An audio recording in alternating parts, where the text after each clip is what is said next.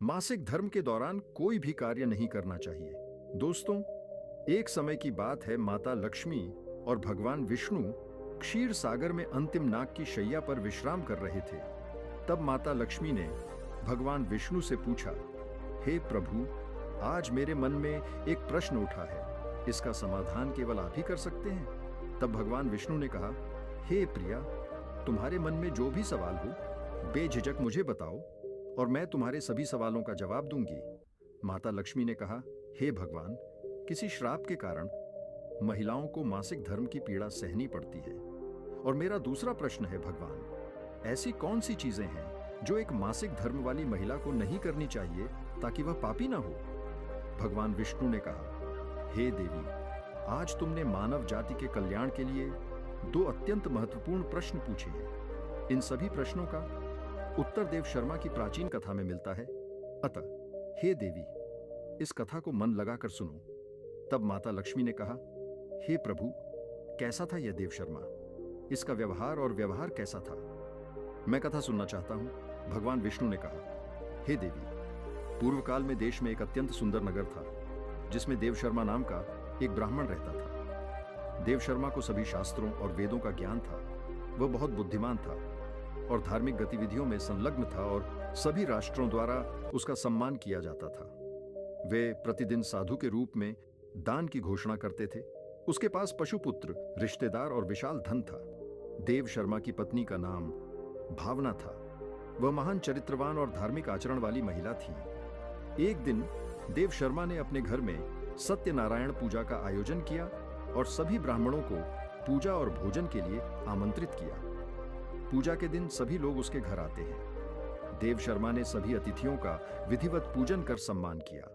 फिर उसने सभी ब्राह्मणों को घर के अंदर बैठाया और मीठा भोजन कराया। भोजन समाप्त करने के बाद उन्होंने भगवान को याद किया और सभी ब्राह्मणों को कपड़े आदि दान करके विदा किया।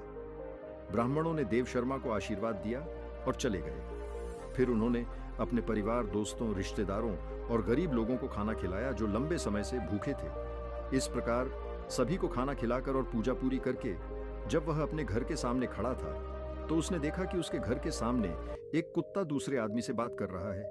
यह सुनकर उसे बहुत आश्चर्य हुआ। उसे एहसास हुआ कि कुत्ता उसके पिछले जन्म से अर्षा का माता पिता था, जो पूर्व जन्म के किसी पाप के कारण इस जन्म में पालतू कुत्ते के रूप में जन्म लेते हैं। तब उस ब्राह्मण ने मन ही मन सोचा कि ये दोनों मेरे माता पिता हैं जो पशु के रूप में मेरे घर आए हैं। उनके जानवरों के शरीर में पाए जाने का क्या कारण है? अब मैं उन्हें कैसे बचाऊं? इन्हीं बातों को सोचते सोचते उसे सारी रात नींद नहीं आई और वह पूरी रात भगवान को याद करते हुए ध्यान करता रहा। उन्होंने सोचा कि मेरी माता और पिता को मुक्त करने का उपाय केवल आर्षि वशिष्ठ ही बता सकते हैं। इसलिए सुबह देव शर्मा स्नान करके आर्षि वशिष्ठ के आश्रम में गए। आर्षि वशिष्ठ देव शर्मा का आश्रम पहुंचने पर ऋषि ने स्वागत किया। वशिष्ठ बोले, हे ब्राह्मण श्रेष्ठ, आज आप अचानक मेरे आश्रम में क्यों आ गए? आपको दुख क्यों हो रहा है? कृपया देव शर्मा से कहें कि उत्तर हाँ में दें। याद रखें, मैं आपके दर्शन करके आपको प्रणाम करता हूं। आज मेरा जन्म सफल हो गया है। याद रखें, आज मैं आपके लिए नंबर लेकर आया हूं। कृपया मुझे इस दुख से मुक्ति दिलाएं। मैं बहुत दुखी और कमजोर हूं। आर्षि वशिष्ठ ने कहा, हे ब्राह्मण, उदास मत हो। तुम्हारी जो भी परिभाषा है निसंकोच मुझे बताओ। मैं तुम्हारी समस्या का समाधान अवश्य करूंगा। तब देव शर्मा ने कहा, हे मुनिवर, कल मैंने अपने घर में भगवान विष्णु की पूजा की और कई ब्राह्मणों और भूखे लोगों को भोजन कराया। ठीक से पूजा करने के बाद मैं दरवाजे पर खड़ा हुआ और देखा कि दरवाजे के सामने एक कुत्ता और एक अन्य आदमी खड़े हैं। वे आपस में बातें कर रहे थे। सबसे पहले कुत्ते ने सर से कहा, हे भगवान, आज क्या हुआ? हमारे बेटे के घर में जो दूध का डिब्बा रखा था उसमें सांप ने आकर जहर डाल दिया। मैंने बहुत चिंतित होकर कहा, क्योंकि इतनी दूरी से खाना बनने वाला था। यदि सभी लोग वह दूध पीते तो मर जाते। इसलिए मैंने उस बर्तन का सारा दूध पी लिया। लेकिन जब भी बहू मुझे देखती तो मुझे बहुत मारती। नतीजा यह हुआ कि मैं घायल हो गया। मुझे इतना दर्द हो रहा है कि मुझे बहुत दर्द हो रहा है। मैं दर्द बर्दाश्त नहीं कर सकता। कुत्ते के बारे में सुनकर सर बहुत दुखी हुए और उसकी पीड़ा के बारे में बात करने लगे। उन्होंने कहा, हे प्रिया, अब मैं भी तुम्हें अपना दुख बताता हूँ। मैं पिछले जन्म में इस ब्राह्मण का पिता था। आज इस ब्राह्मण ने कई लोगों को खाना खिलाया, लेकिन उसने मेरे सामने घास का एक टुकड़ा भी नहीं डाला और मुझे पानी भी नहीं दिया। मुझे इस बात का बहुत दुख है। तब देव शर्मा ने कहा, इस प्रकार मेरे माता पिता कुत्ते और बैल बनकर बातें कर रहे थे, जिसे देखकर मुझे बहुत दुख हुआ। मैं पूरी रात सो नहीं सका। मैं बहुत चिंतित था। मैंने कभी कोई पाप नहीं किया, सदैव धार्मिक कार्यों में लगी रहती हूं। फिर भी मेरी मां यह दावा क्यों करती है कि उसे इतना कष्ट सहना पड़ता है? इसीलिए मैं आज आपके पास आया हूं। कृपया अपनी समर्थ शक्ति से मुझे बताएं कि मेरे माता पिता इस संकट में क्यों हैं और उनकी मुक्ति के लिए हमें क्या करना चाहिए। तब ऋषि वशिष्ठ गहन ध्यान करने लगे और उसे उस ब्राह्मण के माता पिता का कर्म दिखाई देने लगा। थोड़ी देर बाद उन्होंने देव शर्मा की ओर देखकर कहा, हे ब्राह्मण, तुम्हारे माता पिता ने पिछले जन्म में घोर पाप किया था। उसी पाप के कारण आज उनकी यह हालत है। देव शर्मा ने कहा, हे गुरुदेव, किसी पाप के कारण मेरे माता पिता की यह दुर्दशा हुई है। कृपया मुझे बताएं, मैं जानना चाहता हूं। तब ऋषि वशिष्ठ ने कहा, हे ब्राह्मण, तो फिर इस सर की बात सुनो जो तुम्हारे पिता हैं, जो पिछले जन्म में कन्यानगर के एक महान ब्राह्मण थे। एक दिन उसने एकादशी का व्रत रखा और अन्न ग्रहण कर लिया। उसने एकादशी व्रत के दिन कोई दान नहीं किया।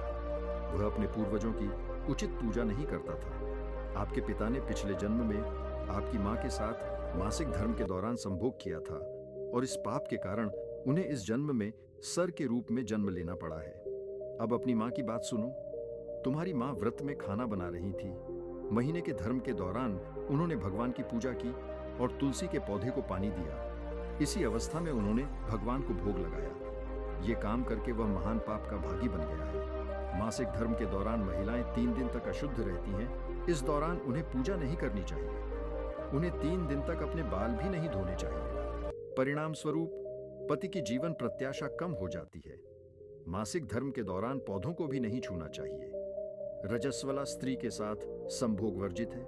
जो पुरुष रजस्वला स्त्री के साथ संभोग करता है वह ब्रह्मचर्य का दोषी है। जो व्यक्ति रजस्वला स्त्री की वस्तुओं को छूता है वह भी पाप का भागी होता है, क्योंकि इस महीने में 3 दिन तक स्त्री के शरीर में ब्रह्मचर्य का पाप रहता है और चौथे दिन स्नान करने के बाद ही वह शुद्ध होती है। चौथे दिन रजस्वला स्त्री को स्नान करके सबसे पहले अपने पति के दर्शन करना चाहिए।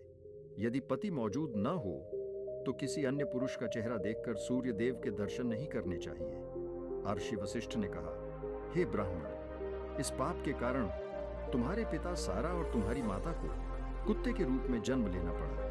तब देव शर्मा ने कहा, हे मानेश्वर, अब मेरे सिरदर्द से राहत के लिए कोई उपाय बताएं। ऋषि वशिष्ठ ने कहा, हे ब्राह्मण, अब आप किसी भी अमावस्या के दिन अपने माता पिता की मुक्ति के लिए तर्पण और तर्पण करें, दान और धार्मिक कार्य भी करें। विशेष रूप से गौ माता की सेवा करें और गौ माता को मिठाई खिलाएं और अपने माता पिता की मुक्ति के लिए ईश्वर से सच्चे दिल से प्रार्थना करें। उसके बाद ऋषि देव शर्मा ने वशिष्ठ के कहे अनुसार कार्य किया और उनके माता और पिता को सभी पापों से छुटकारा मिल गया। उसके बाद भगवान विष्णु ने माता लक्ष्मी की ओर देखा और कहा, हे देवी, मैंने आपको बताया है कि रजस्वला स्त्री को क्या नहीं करना चाहिए। अब मैं आपको बता रहा हूं कि महिलाओं को मासिक धर्म से क्यों गुजरना पड़ता है। सत्य युग में कालको नाम का एक राक्षस था जिसका स्वभाव बहुत भयंकर था। वह हमेशा युद्ध के लिए तैयार रहता था। उनके पास इतने भयानक हथियार थे कि देवता भी उनका सामना नहीं कर सकते थे। इसलिए वे भागकर ब्रह्मा जी के पास गए। तब ब्रह्मा जी ने इंद्र से कहा, हे इंद्र, तुम इसी समय भैंस का दूध निकालने जाओ। वह अपने हाथ से हथियार देगा। उस हथियार से आप वायरलेस होस्ट को हराने में सक्षम होंगे। तब सभी देवताओं ने महर्षि दधीची आश्रम में आकर उनसे प्रार्थना की और उनसे हथियार प्रदान करने का अनुरोध किया। महर्षि दधीची ने संसार के कल्याण के लिए अपनी हड्डियों का त्याग कर दिया और उनसे शक्तिशाली हथियार बनाए। उन हथियारों में से एक इंद्र द्वारा चलाया गया वज्र था, जिसे इंद्रधनु के नाम से जाना जाता था। तब सभी देवता राक्षस बेत्रासुर से लड़ने के लिए तैयार हुए। देवताओं और दानवों के बीच भयानक युद्ध प्रारंभ हो जाता है। सभी देवता आकाश में एकत्रित हो गए और राक्षसों पर आक्रमण करने लगे। अग्नि की तीव्र गर्मी से राक्षसों के शरीर जलने लगे। तब वरुण देव ने पानी की वर्षा करके राक्षसों को डुबो दिया, जिससे राक्षसों में बहुत आतंक फैल गया। यह युद्ध काफी समय तक चलता रहा। अंत में देवराज इंद्र और बेतार असुर आमने सामने आ गए। उनके बीच भयंकर युद्ध हुआ। इंद्र ने बीटा असुर पर अपने वज्र से प्रहार किया और उसे मार डाला। जैसे ही बीटा असुर की मृत्यु हुई, ब्रह्मचर्य का पाप उसके शरीर से निकल गया और इंद्र का पीछा करते हुए ब्रह्मचर्य का पाप अंततः इंद्र के शरीर में प्रवेश कर गया, जिससे इंद्र को पाप का शिकार होना पड़ा। ब्रह्मचर्य। इंद्र तब भगवान ब्रह्मा के पास गए और उनसे ब्रह्म से छुटकारा पाने का उपाय पूछा। तब भगवान ब्रह्मा ने इंद्र को अपने शरीर से ब्रह्महत्या के पाप से छुटकारा पाने का आदेश दिया।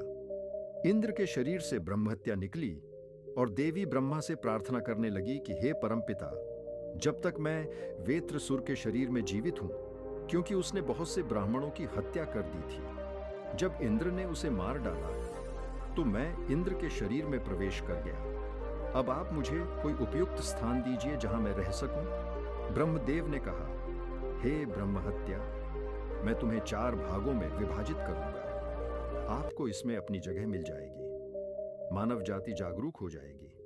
तब ब्रह्मा जी ने उसे 4 भागों में बांट दिया और कहा, जो मनुष्य यज्ञ की अग्नि में आहुति नहीं देगा, उसका एक भाग अग्नि में समा जाएगा। आपका दूसरा भाग जल राशि